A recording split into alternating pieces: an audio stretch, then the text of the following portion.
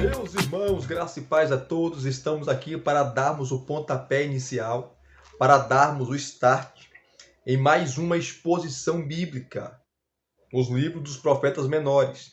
E dessa feita nós iremos iniciar, vamos dar o pontapé inicial e começaremos a série de exposições no livro de Zacarias, que é um dos profetas menores. E a expressão profeta menor ou profetas menores não está falando da estatura do profeta, do tamanho do profeta, mas sim do conteúdo do seu livro, ou também do período de tempo que ele profetizou.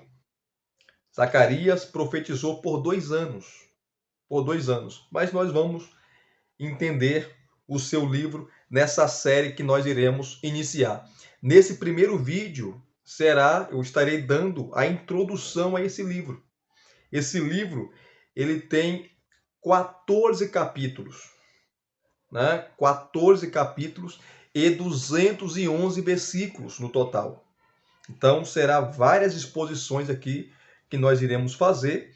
É o maior livro entre os profetas menores e também é um livro muito complexo.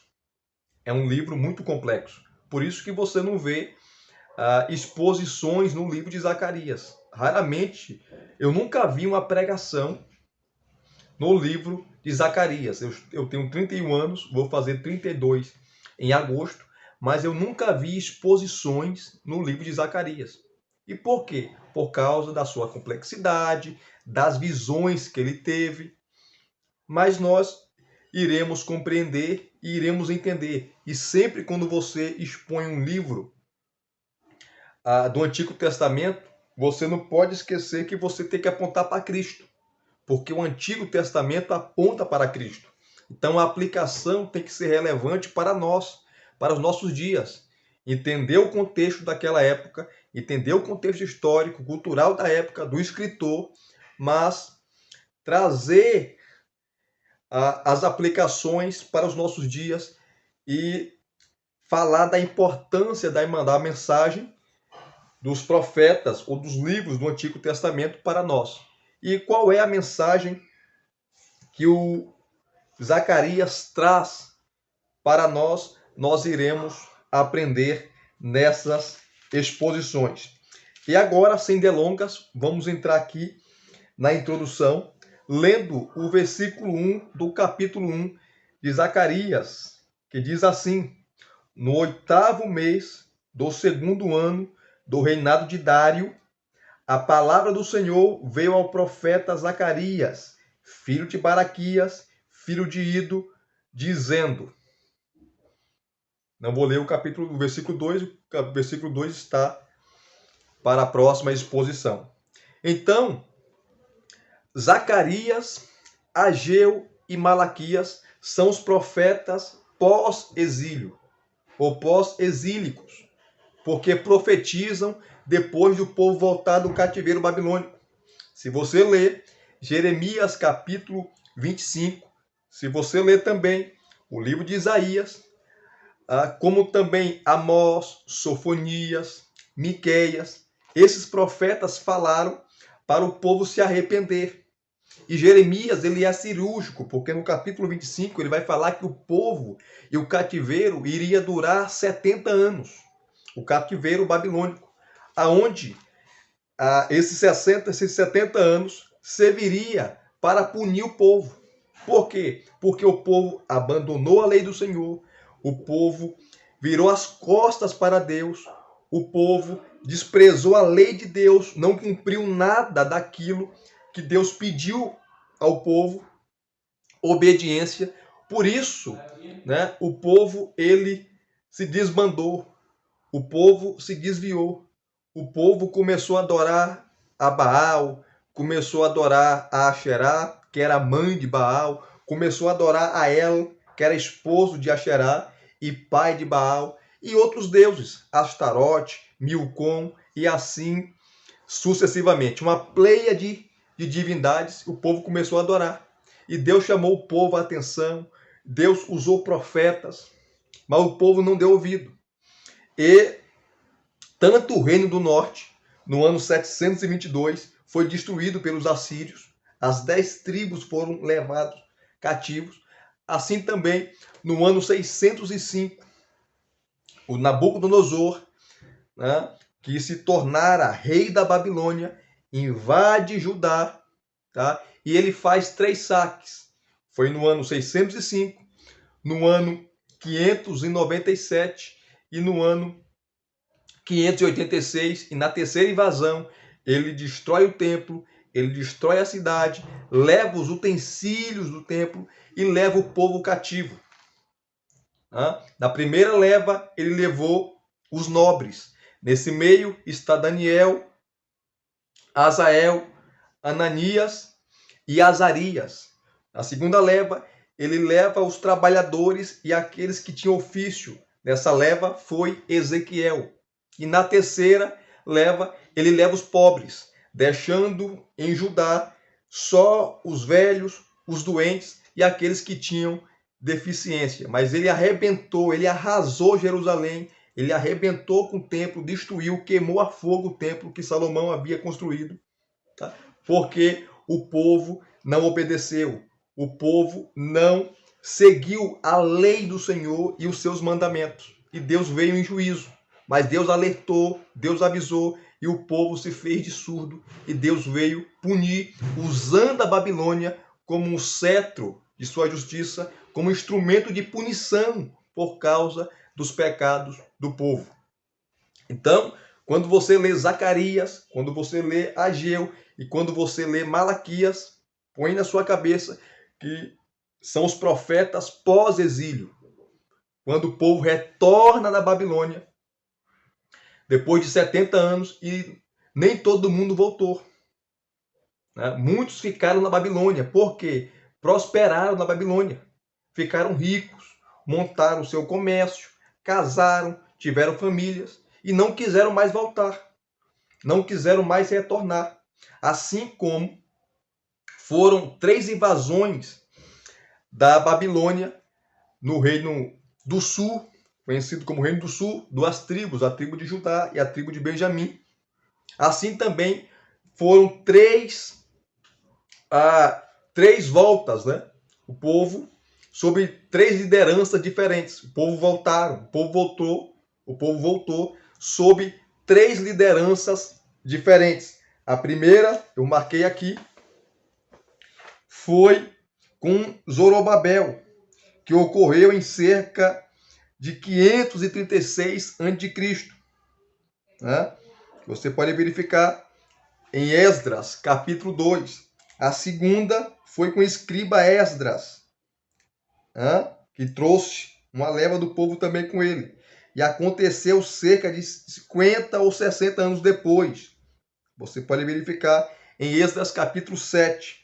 Tá? E mais ou menos 10 anos mais tarde, numa terceira etapa, em 466, Neemias, tá? Quando ouviu a situação em Jerusalém, sentiu o desejo de voltar para reconstruir os muros da cidade. Então foram os 3 saques do inimigo, os babilônicos, e também foram 3 voltas, né?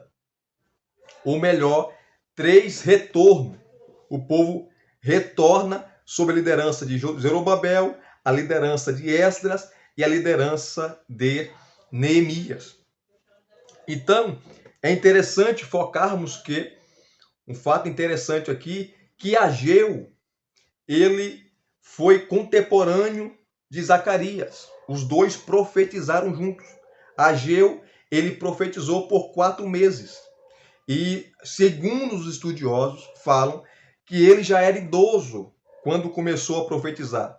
Ageu tinha entre 70 e 80 anos. Outros falam que ele tinha por volta ali de 60 anos. E por 4 meses ele profetizou.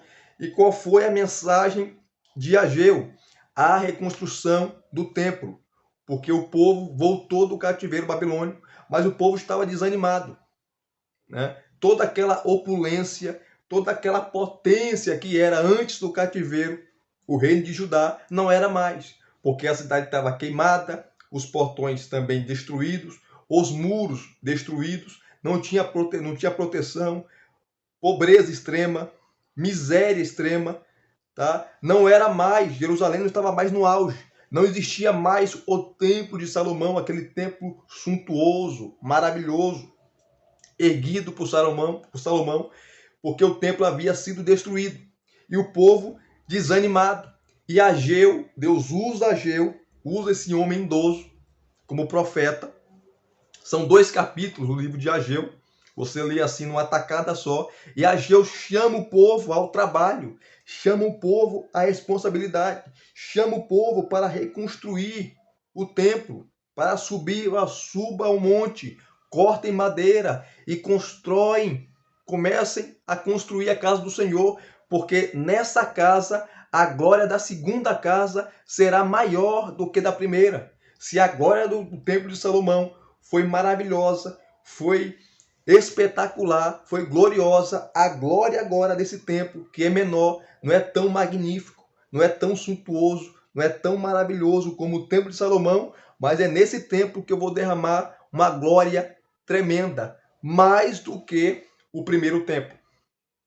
E 2 meses depois, tá? 2 meses depois de Ageu começar quando Ageu começou a profetizar, ou 2 meses depois que Ageu começa a profetizar, tá? O versículo 1 aqui de Zacarias, ele dá esse quadro. No 8º ano, ou melhor, no 8º mês do 2º ano do reinado de Dário o Medo, que Ciro colocou para governar ali, tá? Depois dele derrotar a Babilônia. Ele colocou Dário como um corregente, né, para liderar. E tanto que você lê o livro de Daniel, você vê, tá, esse camarada, né, esse Dário ali governando, esse Dário reinando e Daniel sendo o seu conselheiro. Então, no 8º mês do 2º ano do reinado de Dário era novo ainda no reinado, tá? Vem Zacarias e começa a profetizar. Ageu começa a profetizar no 6º mês e 2 meses após, para ajudá-lo nessa tarefa, para encorajar o povo na construção do templo, para animar o povo, para fortalecer as pernas e os braços do povo, surge Zacarias, tá? No 8º mês, 2 meses após Ageu começar a profetizar. Então, a palavra do Senhor foi dada também ao profeta Zacarias. E Zacarias, diferentemente de Ageu, ele era um jovem, tá? Ele era um jovem. Alguns falam que nem casado ele era, mas possivelmente ele era casado porque a sua família era de sacerdotes. Ele veio de uma família sacerdotal. Ele estava sendo instruído para ser sacerdote e ele nasceu na Babilônia. Ele nasceu na Babilônia. Tanto que o versículo 2, capítulo 2, versículo 4, vai falar que ele era jovem. Que ele era um jovem. Então, resumindo aqui, Ageu começa primeiro, profetiza por 4 meses, depois vem seu companheiro, contemporâneo dele, Zacarias, e começa a profetizar 2 meses após dele, Ageu, começar a profetizar. Então, um ajuda o outro. Só que a mensagem de Zacarias foi mais extensa. E o seu ministério durou mais do que o ministério de Ageu, porque ele profetizou Zacarias por 2 anos. Ok? Então, eu gostaria de citar esse comentário aqui, que eu vou usar ele bastante, tá? Que o comentário Hit do Antigo Testamento, de Naum a Malaquias, é melhor do que o comentário de Wisber. O comentário de Wisber é maravilhoso, mas aqui nesse comentário de Hit vai trazer muito mais detalhes do que o comentário de Wisber sobre esse livro, o livro de Zacarias. Então eu vou usar bastante esse material aqui, o comentário de Hit, que é tremendo, fantástico, que é um comentário expositivo. Tá? Então o texto vai dizer assim, ou melhor, o livro vai dizer assim: sabemos pouco sobre a vida de Zacarias. Ele era jovem quando começou seu ministério profético, está no capítulo 2, versículo 4, e provavelmente nasceu durante o cativeiro da Babilônia. Ele voltou à terra de Israel com a primeira caravana de exilados da Babilônia, em 536 a.C. Você pode ver aí, Neemias capítulo 12, versículo 4 e o versículo 16, menciona Ido, o avô, e Zacarias, o neto, e diz que voltaram da Babilônia na companhia de Zorobabel e Josué. Josué, o sumo sacerdote. Baraquias, o pai de Zacarias, possivelmente morreu quando Zacarias era novo. E assim ele se tornou o próximo representante da família, depois do avô Ido. Tanto que o avô Ido aqui é tido como pai, mas não pai biológico. Ele assumiu essa posição, essa função, porque o pai biológico de Zacarias, Baraquias, faleceu, morreu. Então, e assim ele se tornou o próximo representante da família depois do avô Ido, a quem seguiu no ofício sacerdotal, sob o sumo sacerdote Jeoaquim. E assim foi chamado o filho de Ido, conforme está em Esdras, capítulo 5, versículo 1, e o capítulo 6, versículo 14 de Esdras. Como era normal em tais circunstâncias. Como morreu o pai biológico, tá? Quem começou a criá-lo foi o seu avô Ido, que aparece aqui no capítulo 1, versículo 1. E o nome Zacarias, ele era comum no Antigo Testamento, pois achamos pelo menos 27 nomes, né, ou 27 referências a homens com este nome. E Zacarias, queridos, significa aquele que Jeová lembra, ou Jeová lembra, que é justamente, né, faz todo sentido com o cenário que o profeta viveu. Deus estava lembrando do seu povo, e Deus usa Zacarias para trazer esperança, para trazer alento, para abraçar o seu povo. Tanto na presente era o momento que Zacarias vivia e no contexto histórico e cultural da sua época, como também no tempo futuro, o tempo vindouro.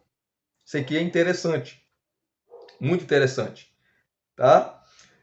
Então, o seu nome era uma lembrança encorajadora ao povo de que Deus nunca se esqueceria das suas promessas a Israel, mas ainda efetuaria a sua restauração a ele, tá?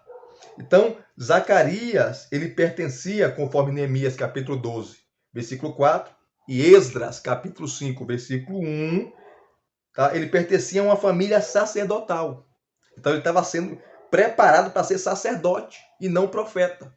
Assim como Jeremias e também Ezequiel, né? Eram para ser sacerdotes, mas Deus os colocou como profetas. Interessante isso, né?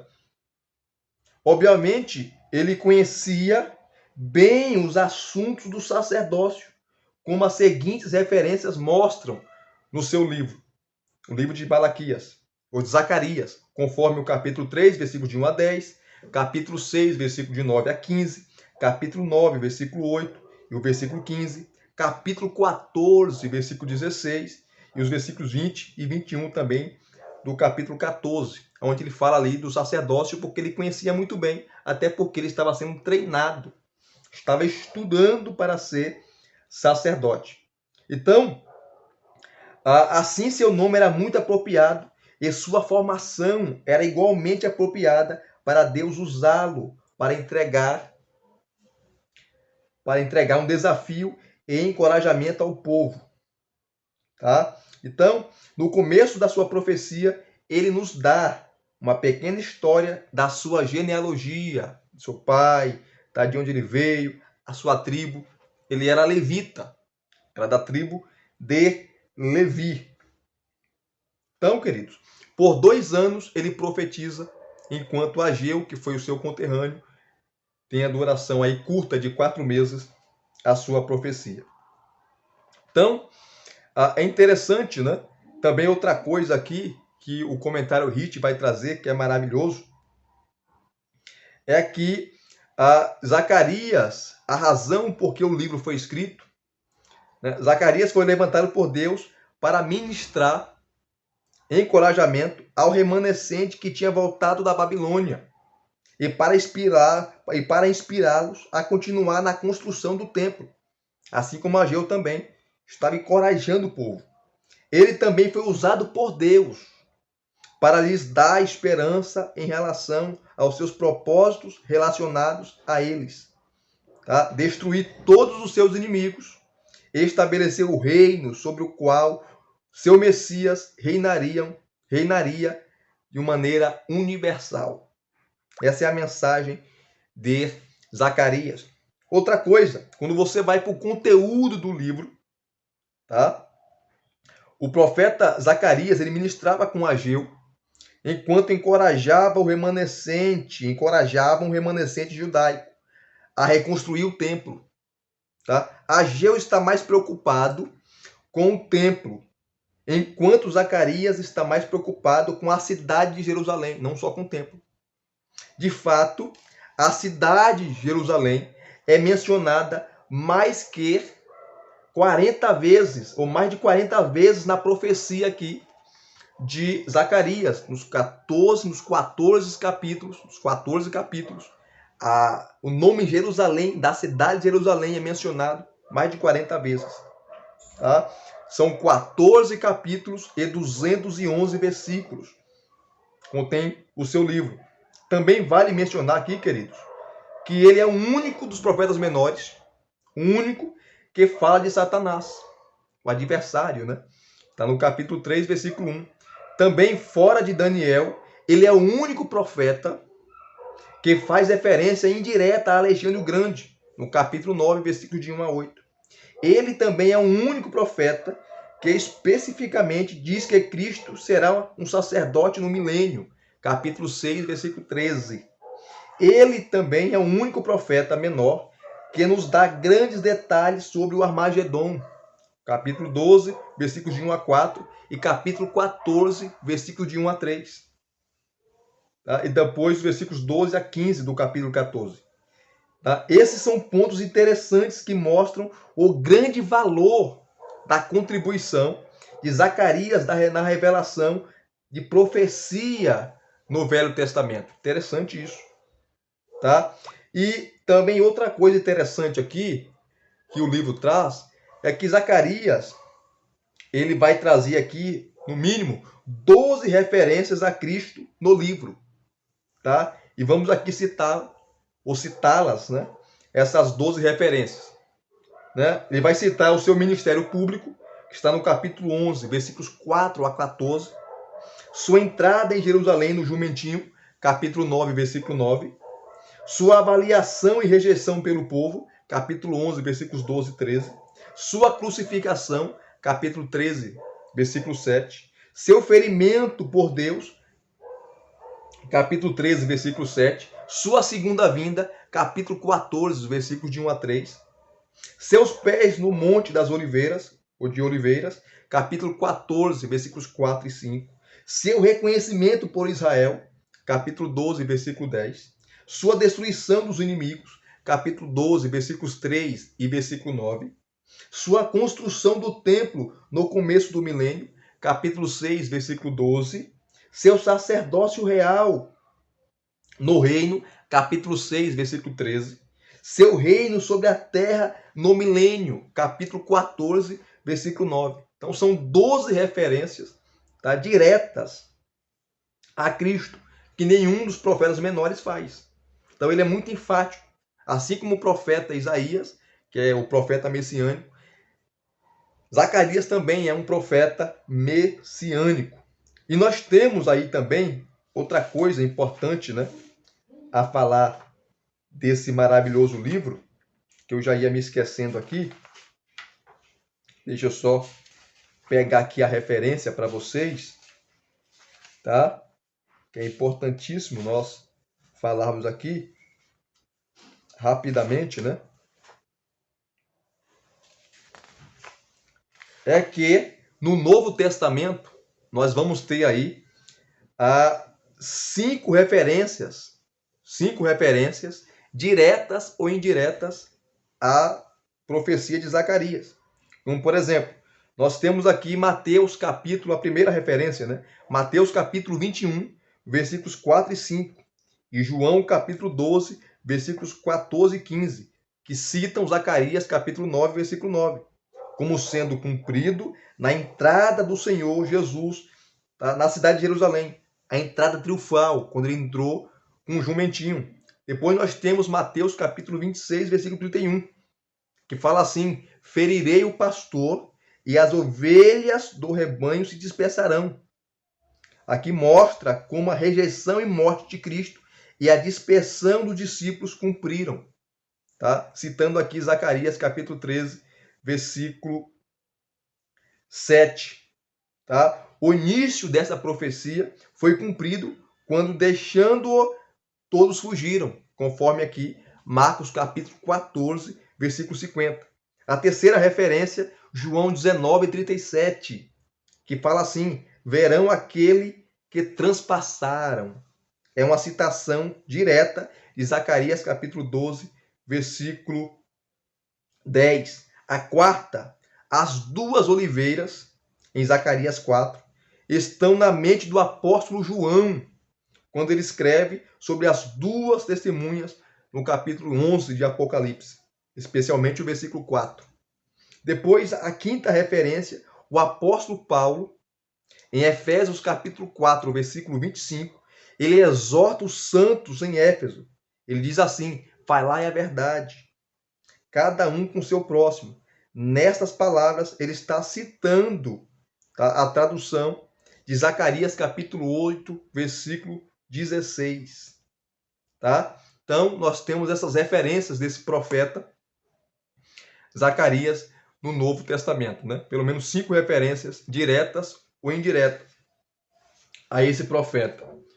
Tá? Então, continuando aqui, que é interessante, né? Essa introdução desse maravilhoso livro, nós temos aqui, ó, e a mensagem desse livro está no início dele, tá? Porque no primeiro versículo, tá? Os nomes que aparecem aqui, o nome de Zacarias, o nome do seu avô e o nome de seu pai, Baraquias, dá a mensagem, tá? Ou ensina uma coisa importantíssima. Porque no primeiro versículo de Zacarias há uma mensagem importante nos significados dos 3 nomes mencionados. O nome Zacarias significa lembrado pelo Senhor, ou o Senhor lembra. O nome do seu pai, Baraquias, significa Jeová abençoará. E o nome do seu avô significa o tempo certo, ou o tempo apontado. Quando juntamos esses 3 nomes, temos um ensino muito consolador, não somente para encorajar a nação de Israel, mas também, tá, para o povo de Deus hoje. Qual é a mensagem desses nomes e como pode ser aplicada? Juntando-os, temos: o Senhor se lembrará do seu povo para abençoá-los no tempo certo. O Senhor se lembrará do seu povo para abençoá-los no tempo certo. Então, o nome de Zacarias, o nome do seu avô e o nome do seu pai, juntando-os, dá essa mensagem, que envolvia o contexto da época. Era tudo que o povo precisava ouvir: consolo, abraço, encorajamento, empoderamento e assim sucessivamente. Então, é interessante, né? E Zacarias, numa noite só, ele tem 8 visões. 8, que vai do capítulo 1, versículo 7, até o capítulo 6, versículo 8.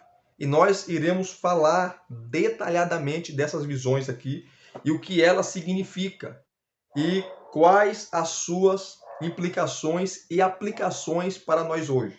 Porque muitas coisas que Zacarias fala aqui não se cumpriu na sua época. irá se cumprir no tempo vindouro, quando Cristo voltar. Esse livro aqui é muito difícil para um amilenista ou um aliancista.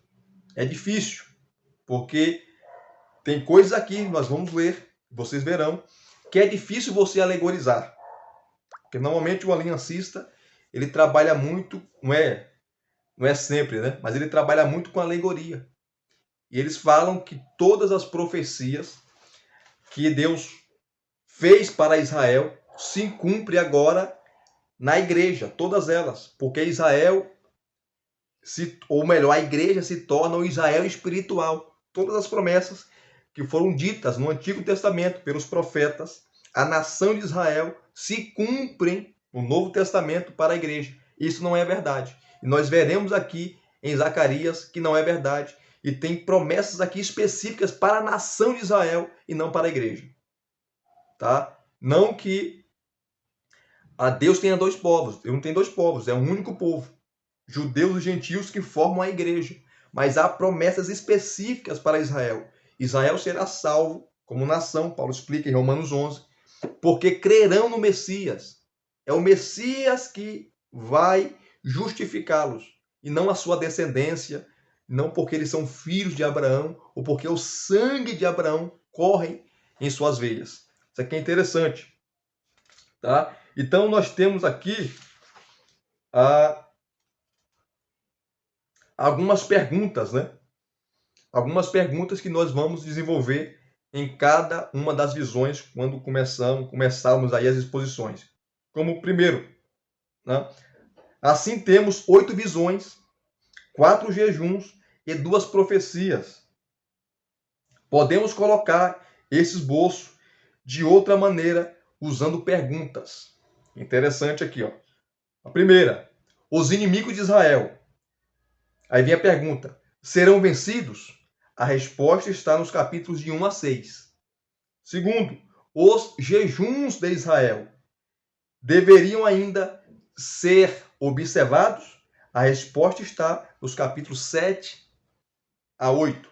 O futuro de Israel. A nação tem esperança para o futuro? A resposta está nos capítulos 9 a 14. Interessante, né? Então, quando você vai para essas perguntas, você entende o esboço do livro e aquilo que o profeta quis transmitir na sua mensagem. Lembrando que o profeta ele não tinha todos os detalhes, queridos. Ele não conhecia o futuro. Tá? Ele profetizava.